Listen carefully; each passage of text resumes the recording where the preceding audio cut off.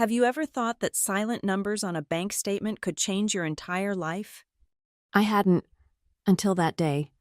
Mom said my college fund was safe, that Steve, her new husband, was just helping manage it, but then one line on that statement turned everything upside down, and I realized betrayal doesn't always start with lies.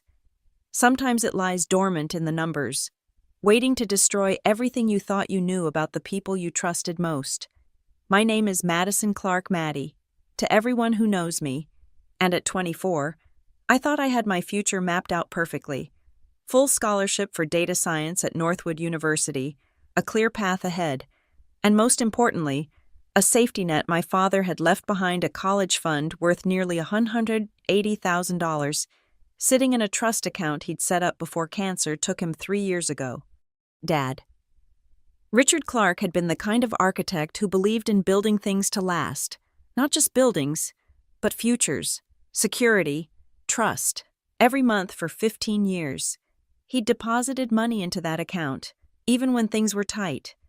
Your education is your foundation, Maddie, he'd tell me, sketching blueprints at our kitchen table while I did homework. No one can ever take that away from you. How wrong he was. Mom remarried quickly, too quickly. Some said 11 months after we buried Dad. Steve Hamilton moved into our house with his practiced smile and promises of taking care of us. He was a small business owner, supposedly successful, with that particular brand of confidence that made you feel foolish for asking questions. Mom, still raw with grief, clung to him like a life raft. Steve's going to help us manage the finances better, Mom announced one evening, her voice bright with forced optimism. He has experience with investments. Your father would want us to be smart about this. I remember the exact moment my stomach first tightened with doubt.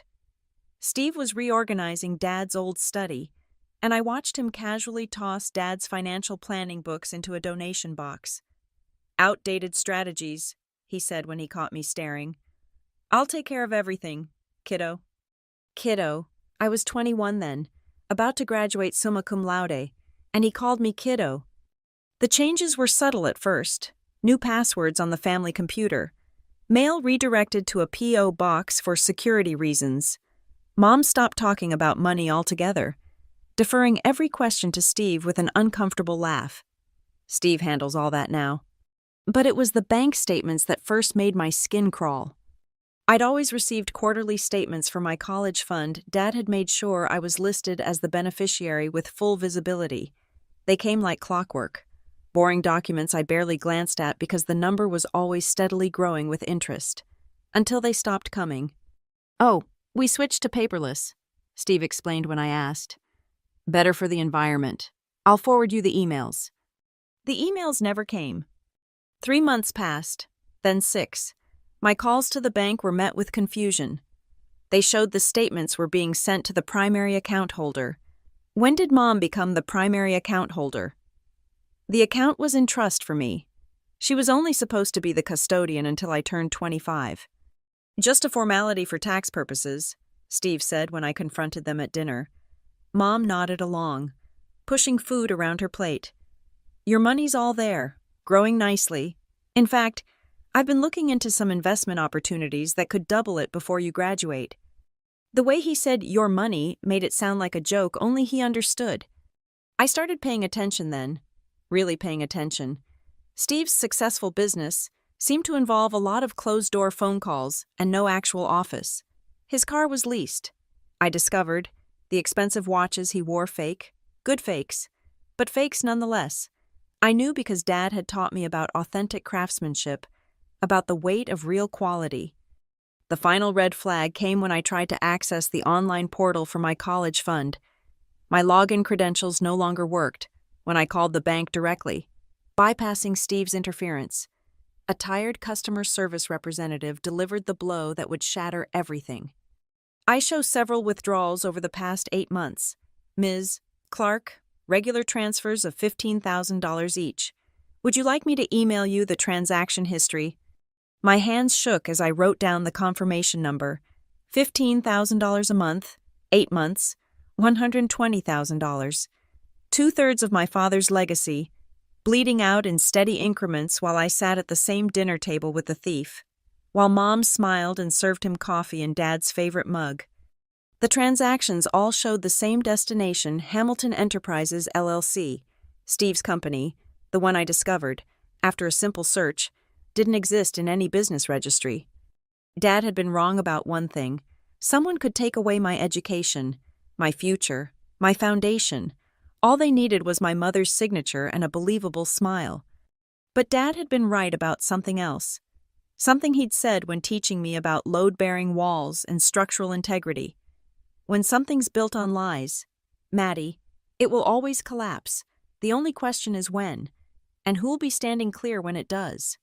I intended to be very clear indeed, and Steve Hamilton was about to learn what happened when you stole from an architect's daughter, someone who understood that the best demolition always started with documenting every crack in the foundation. The bank branch on Meridian Street had the kind of hushed atmosphere that made tragedy feel clinical.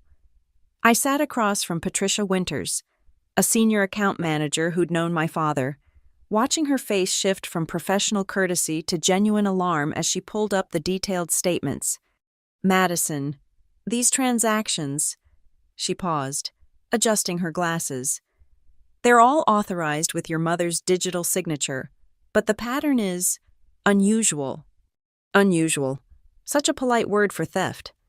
The paper she printed told a horror story in Times New Roman, $120,000 transferred in 8 neat chunks to Hamilton Enterprises, LLC, another $8,000 to something called SH Investment Holdings, smaller amounts $500 here, $750 there to credit cards I didn't recognize, my father's careful accumulation of 18 years, dissected with surgical precision.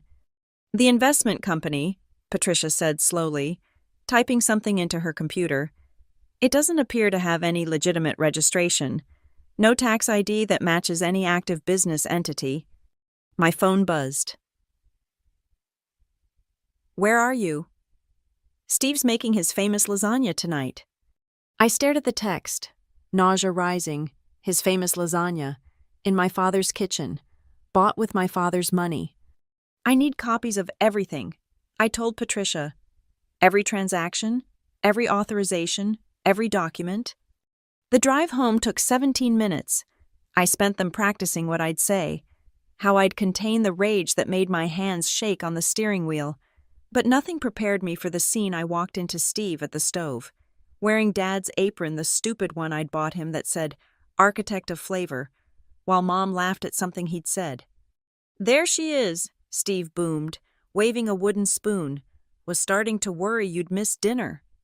I set my bag on the counter, heavy with printed evidence. We need to talk about my college fund. The laughter died. Mom's face went pale, then red. Maddie, this isn't the time. $120,000 is missing. I kept my voice level, scientific, data points only. Transferred to a company that doesn't exist. Steve set down the spoon slowly, his expression shifting to something I'd never seen before, cold calculation. You've been snooping. I've been checking my own account, the one Dad left for me. Your father, Steve said, leaning against the counter, didn't understand modern investment strategies. That money was just sitting there, losing value to inflation. So you stole it. Maddie, Mom's voice cracked. Steve is trying to help. He's doubling the money through private investments. What investments, Mom? I pulled out the statements, spreading them across the counter like tarot cards revealing a doomed future.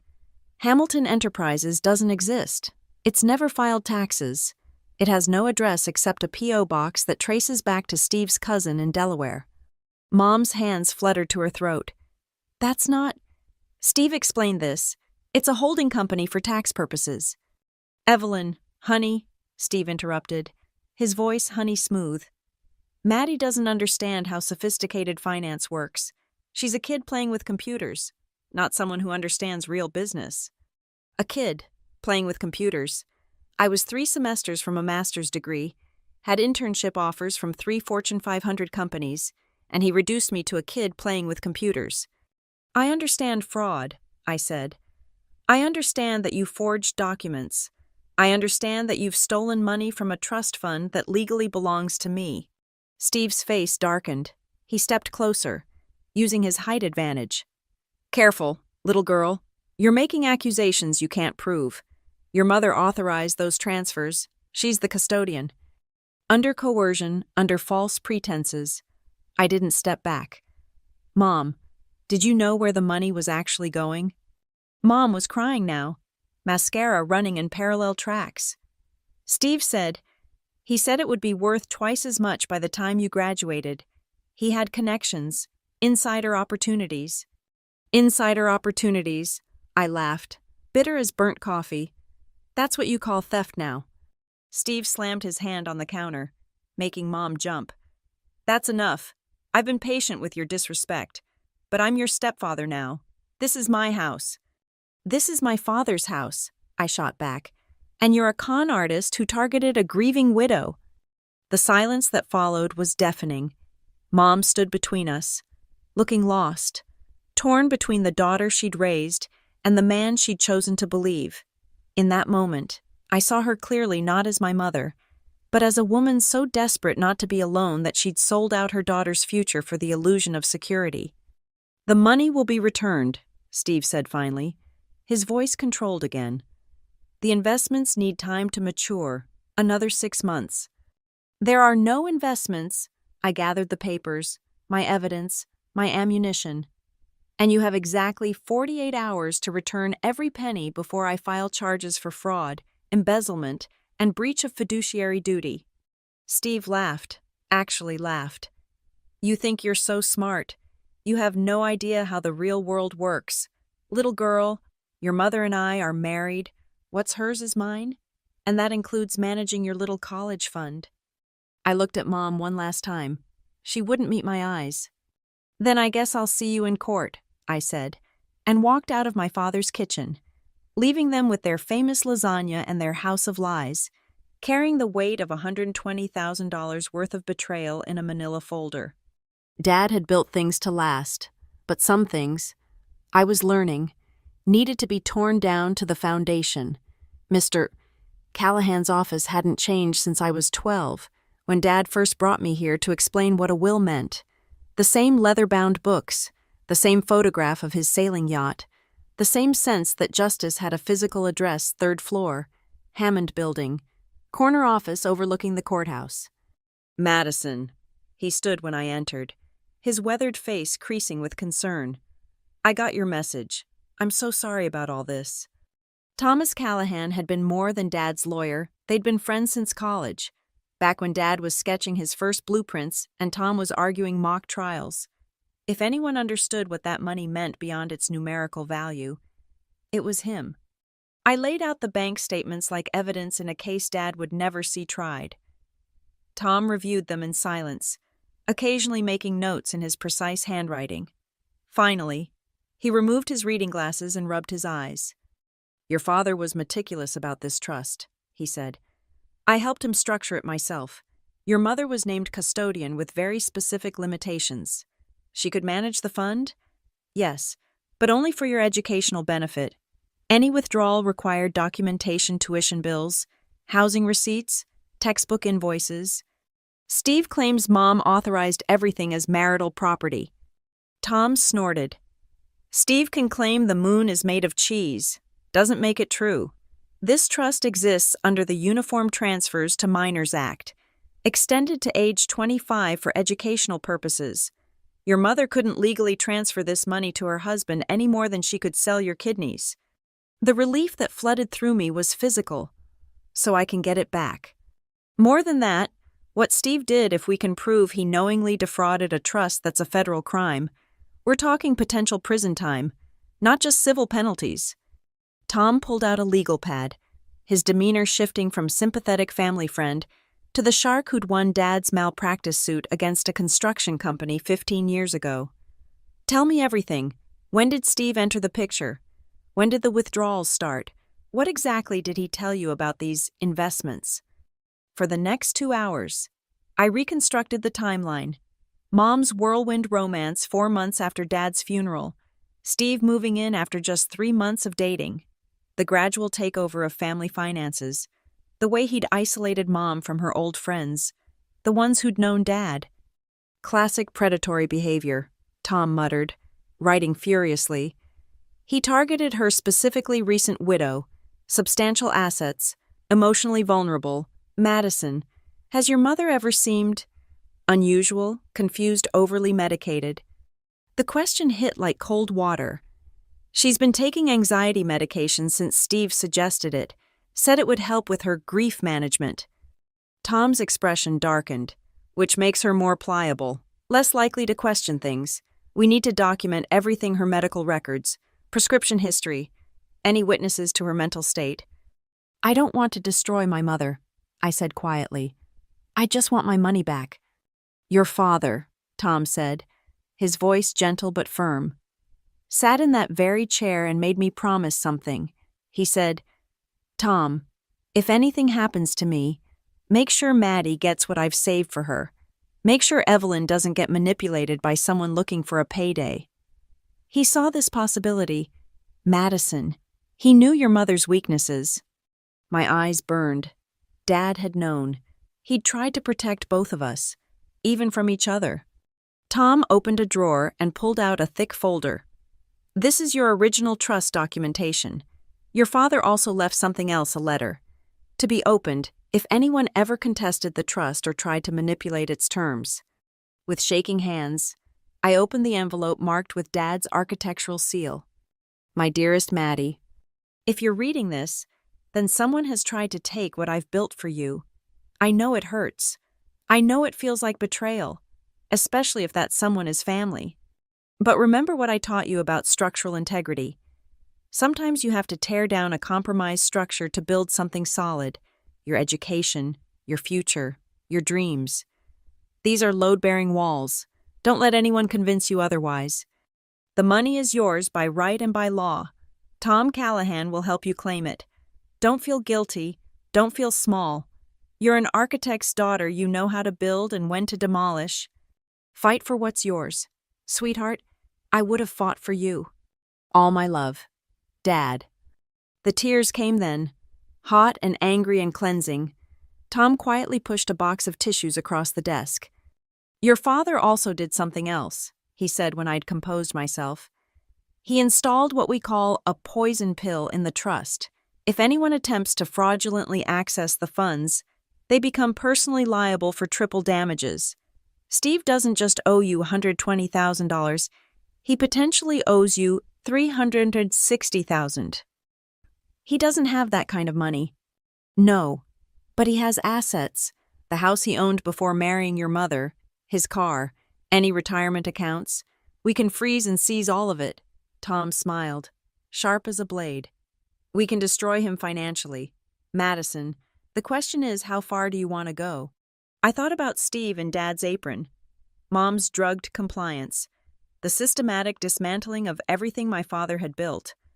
I thought about the wedding photo Mom had moved to the basement, the architecture awards Steve had thrown away, the way he'd called me little girl like a threat. How far, I repeated, meeting Tom's eyes, all the way to the foundation.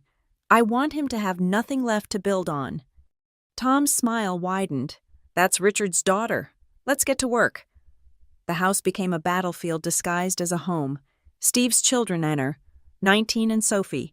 17 had moved in while I was staying at my friend's apartment, taking over my childhood room and Dad's study. They walked through our halls with the casual arrogance of conquerors, their presence a daily reminder of how completely Steve had colonized our lives. Password's been changed, Connor informed me when I tried to access the family computer. He didn't look up from his game, feet propped on Dad's antique desk. Steve's orders, family security. Family. The word tasted like ash. I watched Steve's operation unfold with the clarity of someone trained to analyze patterns. Every morning, he'd lock himself in Dad's study for business calls that involved a lot of shouting about delayed returns and patient investors. Mom would hover outside with coffee, trained like an anxious pet to anticipate his needs. Your mom's happier now, Sophie told me one afternoon, examining her manicure in the living room where Dad used to sketch. Steve says she was basically catatonic before he came along. You should be grateful. Grateful for the man who'd stolen my future and medicated my mother into compliance. The email started that week, from Steve's account, but clearly his work, the grammar was too precise, the threats too carefully worded to avoid legal liability. Madison, your refusal to understand basic investment timelines is concerning. The funds are being maximized through channels you couldn't possibly comprehend. Your interference is putting the entire family's financial future at risk. Then came the documents, backdated papers suggesting I'd agreed to the investment strategy, forged signatures that looked almost like mine if you didn't know I always crossed my T's from right to left. A quirk Dad taught me to prevent forgery.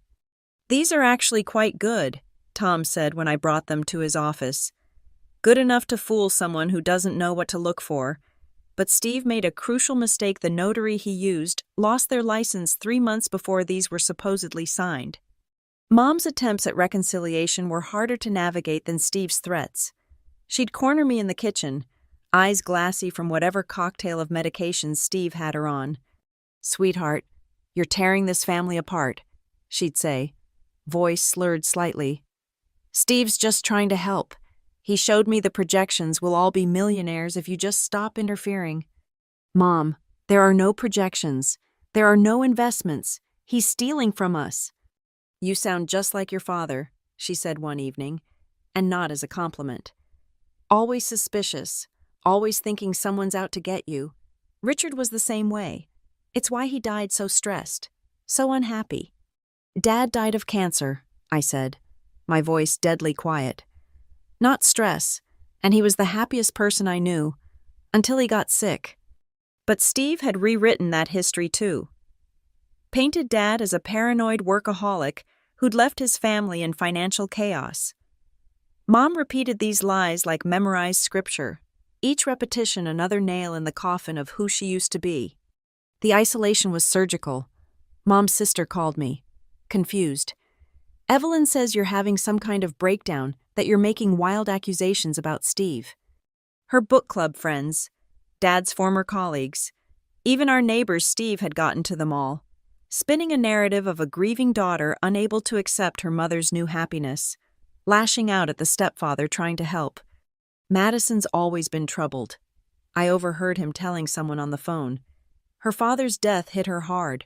We're considering getting her professional help.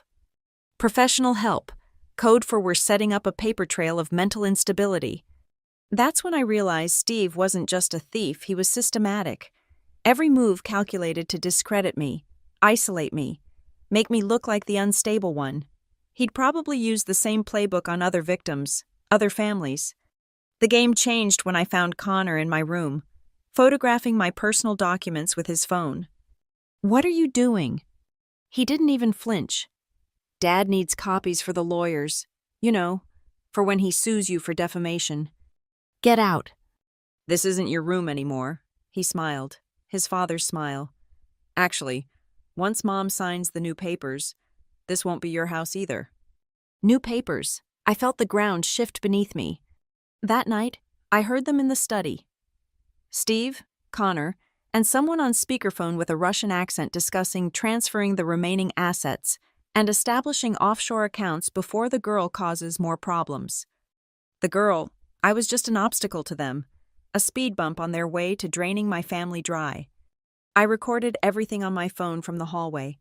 17 minutes of conspiracy to commit fraud. Each word another bar in the cage they were building for themselves. When Steve emerged, he found me standing there, phone visible in my hand. "Recording private conversations is illegal," he said calmly. "So is fraud. So is theft. So is forging legal documents." I met his eyes steadily. "Would you like to compare criminal charges?" For the first time since I'd known him, Steve Hamilton looked uncertain. Behind him, Connor had gone pale. "You have no idea who you're messing with," Steve said finally. "Neither do you," I replied. "But you're about to find out exactly what kind of person my father raised." The next morning, I changed every lock in the house while they were gone. Dad's name was still on the deed, and as his sole heir, I had every right, Their belongings, I had them neatly packed and placed on the lawn. The war was escalating, but I was done playing defense. It was time to demolish their entire operation, one forged document at a time. The investigation became my full-time job. While Steve thought I was defeated, I was building a case that would bury him.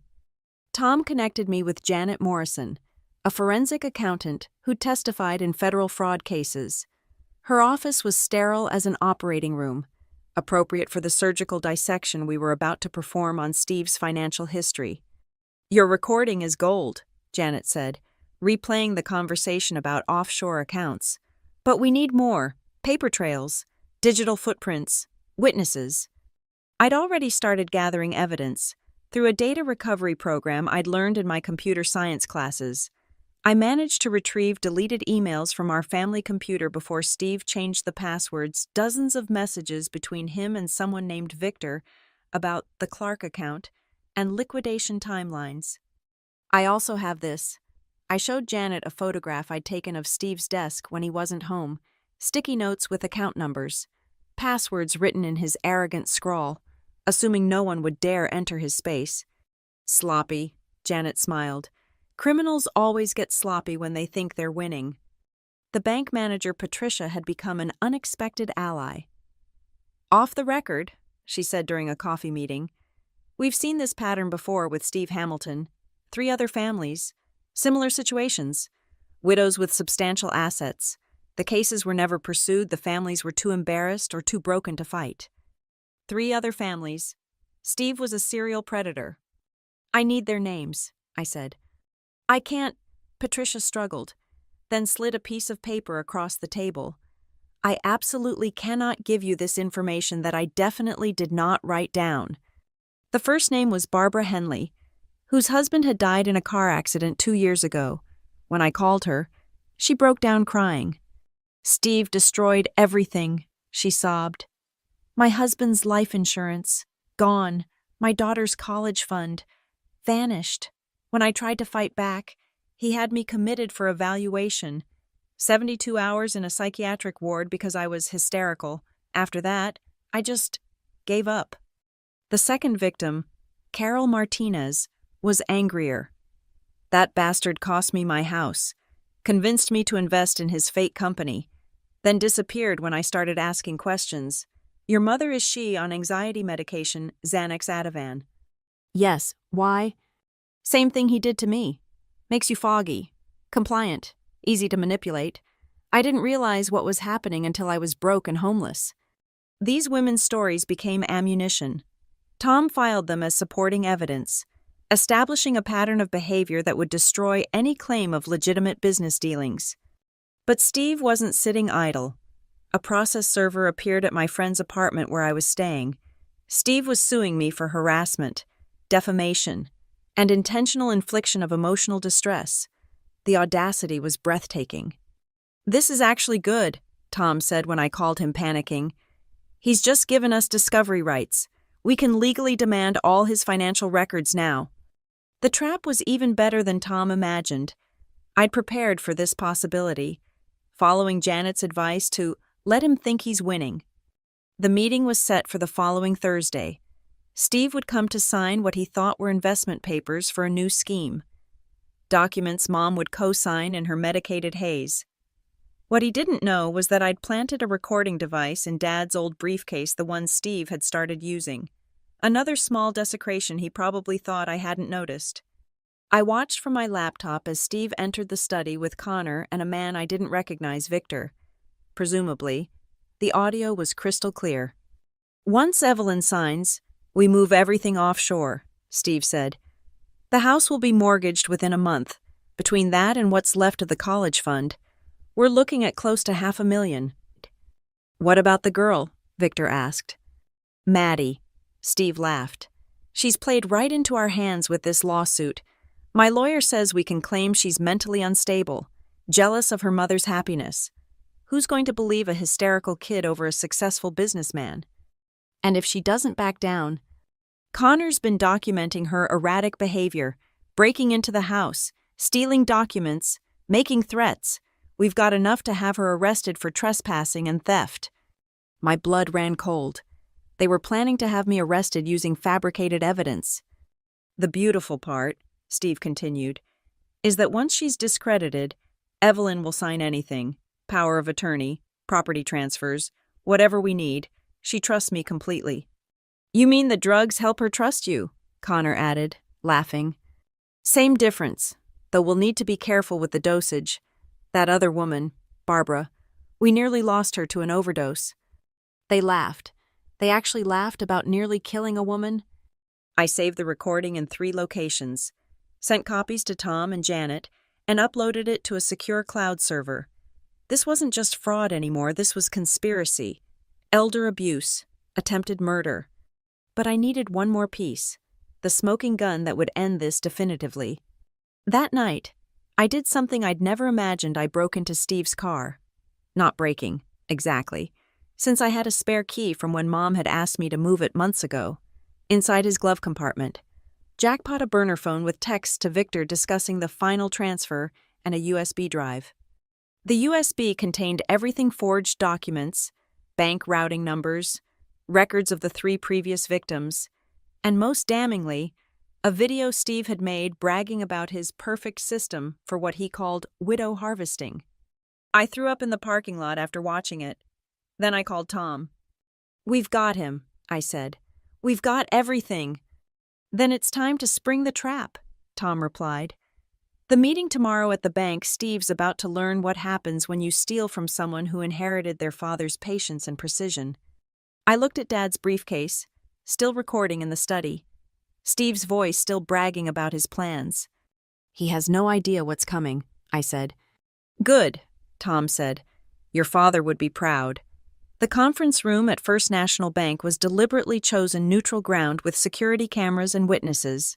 Tom had arranged everything with Patricia's help, including the presence of Detective Sarah Chen from the Financial Crimes Division, who waited in an adjacent room with federal marshals. Steve arrived 15 minutes early, Connor trailing behind him like a shadow. He wore his best suit, the one he'd bought with my father's money, and carried himself with the confidence of a man about to close his biggest score. "Madison," he nodded, taking a seat across from me. "I'm glad you finally come to your senses. This lawsuit nonsense was getting tiresome." Mom entered next, guided by Steve's hand on her elbow. She looked thinner, frailer, her eyes unfocused. The medication had taken its toll. She barely acknowledged me, settling into her chair like a mannequin being positioned. "Mrs. Hamilton?" Tom began formally, and I flinched at hearing Mom called by Steve's name. "We're here to review the investment documents Mr. Hamilton has prepared." "Finally, someone talking sense," Steve said, pulling out a folder. "These papers will transfer management authority to consolidate the remaining trust funds into a high-yield offshore account. Standard investment practice." "Offshore," I repeated. "In the Cayman Islands." Steve's eye twitched slightly. "How did you—" He caught himself. "It's a legitimate tax strategy." Like Hamilton Enterprises LLC was legitimate, I pulled out my laptop, connecting it to the room's display screen. The company that doesn't exist except as a shell to funnel money. "I don't know what you think you know. I know everything. Steve." I clicked play on the first recording. Steve's voice filled the room, bragging about widow harvesting, about Barbara Henley's overdose, about drugging my mother into compliance. The color drained from his face. Connor started to stand, but Tom raised a hand. "I'd sit down if I were you. It gets worse." The next file was the video from Steve's USB drive, his confession. His entire playbook laid out in narcissistic detail. Then came the bank records, the forged documents with the impossible notary dates, the text messages with Victor about the final score. Mom's eyes slowly focused as the evidence played. For the first time in months, she looked truly awake, the fog of medication pierced by the sharp reality of Steve's voice discussing her like livestock to be harvested. "Evelyn, honey," Steve reached for her hand. She jerked away like she'd been burned. "You said the medication was for my anxiety," she whispered. "You said you were helping." "I was helping, I am helping. This is all taken out of context." I clicked on the next file, Steve and Connor laughing about nearly killing Barbara Henley. Mom's hand went to her mouth. That's enough. Steve stood, his composure finally cracking. This is entrapment. These recordings are illegal. You can't. Actually, I can. I pulled out the briefcase. Dad's briefcase. You've been carrying a recording device for weeks. Steve, your own arrogance was the warrant. And in this state, only one party needs to consent to a recording when there's reasonable suspicion of criminal activity. The door opened. Detective Chen entered with 2 federal marshals. Steve Hamilton, you're under arrest for wire fraud, conspiracy to commit fraud, elder abuse, and theft by deception. Connor Hamilton, you're under arrest for conspiracy and aiding and abetting fraud. This is a mistake, Steve shouted as they cuffed him. Evelyn, tell them you authorized everything. Mom stood slowly, and for a moment, I saw the woman she used to be, the one who'd loved my father, who'd raised me with strength and grace before grief and manipulation broke her down. The only thing I authorized, she said clearly, was believing you loved me. Madison, I'm so sorry. I'm so sorry. Connor was screaming about lawyers, about how we'd pay for this. Steve had gone silent, his face a mask of cold fury as they led him past the windows where bank employees had gathered to watch. Tom pulled out another set of documents. Mrs. Clark. He deliberately used her maiden name. These papers restore Madison's full control over her trust fund and freeze all assets Steve Hamilton transferred. We've already recovered $87,000 from his personal accounts. The rest will come from the liquidation of his assets. What about the other families? I asked Detective Chen. Barbara Henley, Carol Martinez, and the third victim. We'll be reaching out to them. With your evidence, they have strong cases for recovery and damages. As the marshals led Steve and Connor away, Steve turned back one last time. You think you've won. You've destroyed your mother's happiness. She'll never forgive you. I looked at Mom, who was crying but clear-eyed for the first time in over a year. My father taught me something about foundations. Steve, sometimes you have to demolish what's rotten to build something solid. Patricia appeared with final paperwork. The trust was restored, the house protected, the bleeding stopped. It wasn't everything. We'd never recover the full $120,000, but it was enough. More importantly, Steve Hamilton would never destroy another family. Dad would be proud, Mom said quietly, reaching for my hand with trembling fingers. I need help. Madison, the medication, what he did to me. I need help. We'll get it, Mom, together. As we left the bank, I carried Dad's briefcase, the one that had recorded Steve's downfall. Inside, along with the recording device, was the letter Dad had written, the one about knowing when to build and when to demolish. He was right. Some things needed to be torn down to the foundation before you could rebuild. And now, finally, we could start building again. The aftermath unfolded like dominoes falling in precise sequence. Within a week, the federal investigation had expanded beyond anything we'd imagined. Steve Hamilton wasn't just a con artist, he was part of a larger network that targeted vulnerable widows across 3 states. Your evidence cracked open a case we've been building for 2 years. Detective Morrison, who'd taken over from the initial team, told me Steve was the missing link to a ring that's stolen over $12 million. $12 million. The number was staggering, but it made our recovery easier. The FBI froze assets I didn't even know Steve had offshore accounts, investment properties, a boat registered under Victor's name but paid for with stolen funds. Connor and Sophie were evicted from our house the day after Steve's arrest. Sophie, only 17, cried as she packed, and for a moment I felt sorry for her.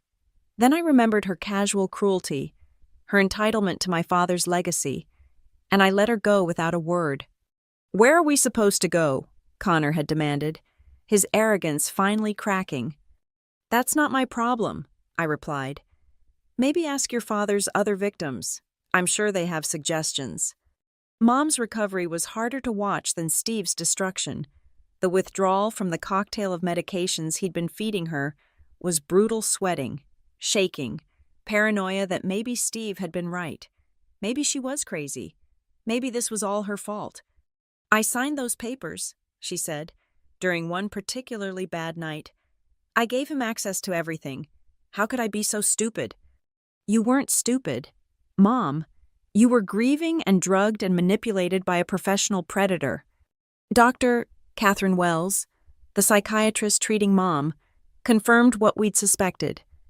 The combination of drugs in her system was designed to make her compliant and dependent: benzodiazepines for anxiety, amphetamines to counter the drowsiness, antidepressants that increase suggestibility. It's pharmaceutical manipulation. Her testimony would later prove crucial in upgrading Steve's charges to include poisoning and attempted murder. The civil suit Tom filed was swift and devastating.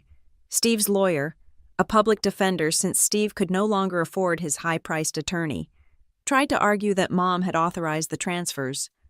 "Under undue influence and while systematically drugged," Tom countered.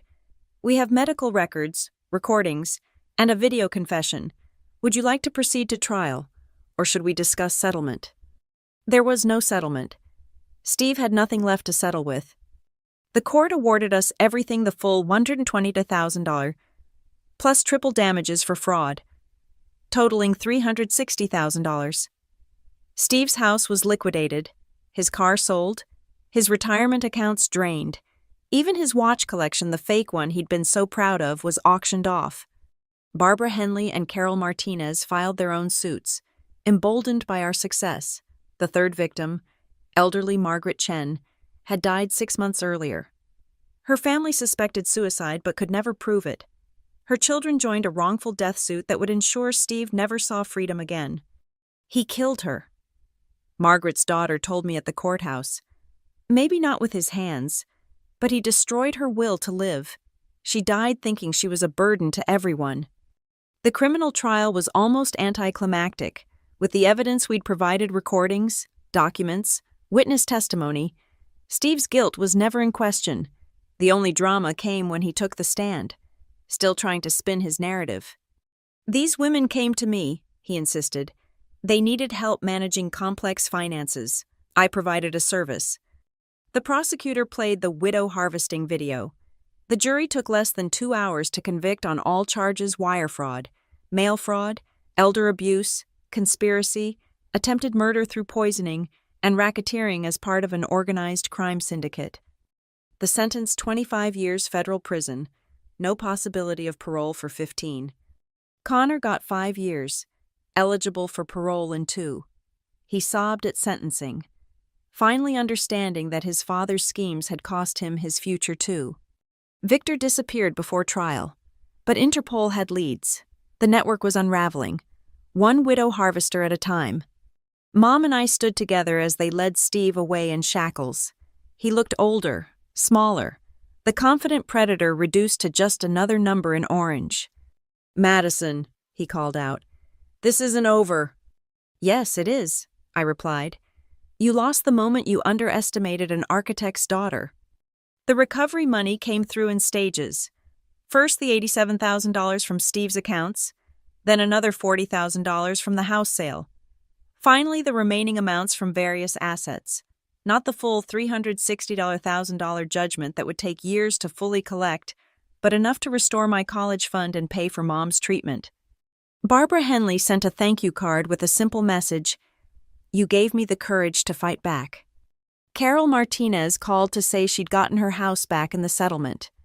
Margaret Chen's children invited us to a memorial service where they scattered her ashes in the garden she'd loved before Steve destroyed her life. Mom started attending a support group for victims of financial abuse. She was different now, clearer but sadder. Aware of how easily she'd been manipulated, how quickly she'd betrayed Dad's memory. "I loved your father," she told me one evening, looking at their wedding photo she'd retrieved from the basement.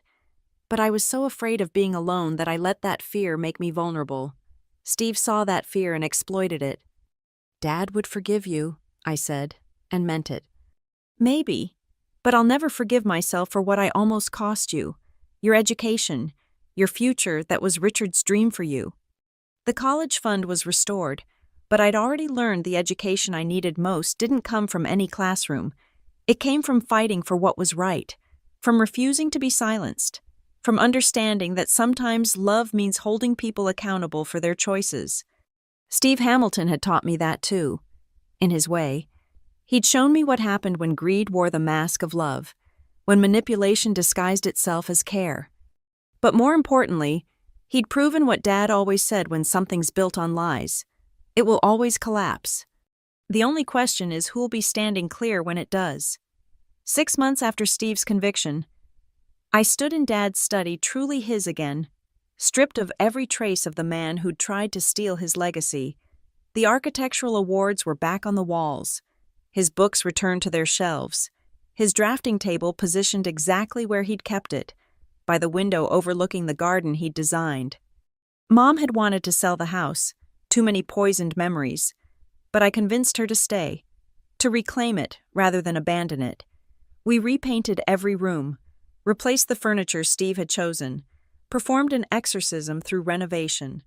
Dad would have appreciated the symbolism, structural integrity restored through careful reconstruction. I was graduating next month, summa cum laude as predicted, with 3 job offers from tech companies that had followed the trial and been impressed by my forensic data recovery skills. Anyone who can build a federal case through digital archaeology, one recruiter had said, is exactly who we need in cybersecurity. But first, there was something I needed to do. I opened Dad's desk drawer, the one with the false bottom he'd shown me when I was 16, where he kept important documents. Inside, along with his will and insurance papers, was another envelope I'd never noticed before. It was addressed to me, dated just a week before his diagnosis. My dearest Madison, if you're reading this from the secret drawer, then you've become the woman I always knew you'd be: strong enough to fight for what's right, smart enough to see through deception, brave enough to stand alone when necessary. I write this not knowing what challenges you'll face, but knowing you'll face them with the integrity I've tried to teach you. The money I've saved is just paper and numbers. The real inheritance I leave you is the knowledge that you come from people who build things to last, who don't compromise on foundations, who know that true strength comes from truth itself. Whatever battles you fight, remember you're not just an architect's daughter.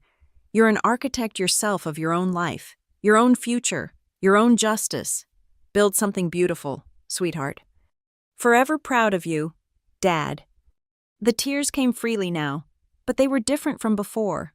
Clean, healing, like rain after a long drought. You were right, Dad, I whispered to the empty room. Some things need to be torn down before you can rebuild. Mom appeared in the doorway, holding 2 cups of coffee, real coffee, not the medicated haze Steve had kept her in. She looked like herself again, though marked by the experience like wood that's been weathered but not broken. I've been thinking, she said, settling into Dad's chair, something she couldn't do for years after he died, then couldn't do while Steve controlled the room. Your father always wanted to create a scholarship fund for architecture students who lost parents, maybe with some of the recovery money. The Richard Clark Foundation for Future Builders, I said immediately.